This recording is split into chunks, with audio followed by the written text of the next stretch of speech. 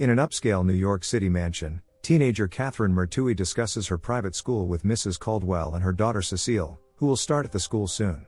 Kathryn promises Mrs. Caldwell that she will look out for the sheltered, naive Cecile. When Kathryn's stepbrother Sebastian Valmont enters the room, Mrs. Caldwell reacts to him coldly and leaves with Cecile. Kathryn tells Sebastian that she intends to use Cecile to avenge her ex-boyfriend Court Reynolds, who dumped her for Cecile. Kathryn enlists Sebastian, a notorious womanizer, to seduce Cecile, ruining her in Court's eyes. Sebastian refuses because he is planning to seduce Annette Hargrove, the daughter of the new headmaster at their school, who has written an essay published by a magazine supporting chastity until marriage.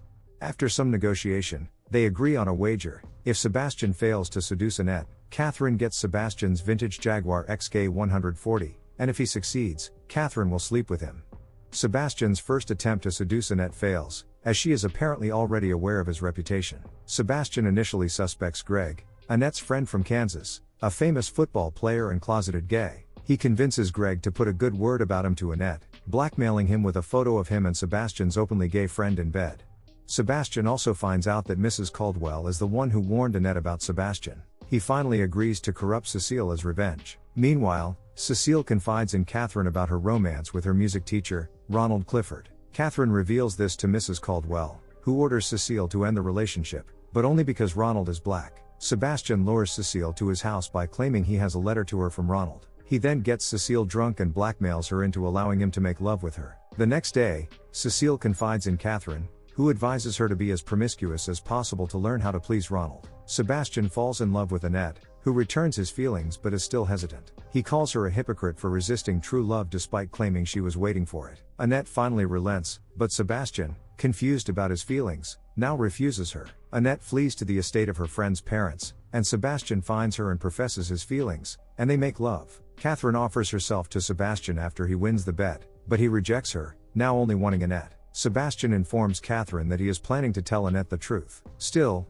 a jealous and enraged Kathryn warns him that doing so will destroy his and Annette's reputations. Sebastian lies to Annette, claiming she was just a conquest and that he has no real feelings for her. Devastated, Annette tells him to leave. Sebastian informs Kathryn that he has broken up with Annette and wants his reward for winning the bet. Kathryn reveals that he was the real target of her scheme and that she manipulated him into abandoning Annette for her own amusement.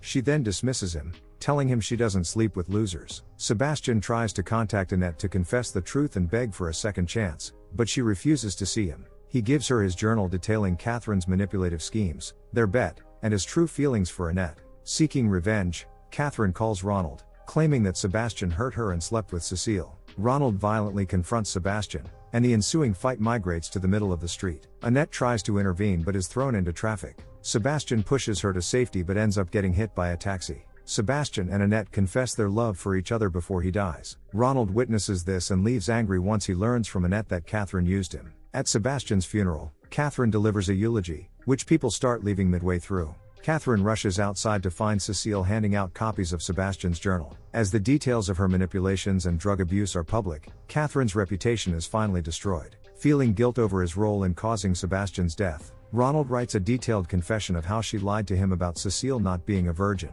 and her claims about Sebastian hitting her to have him killed.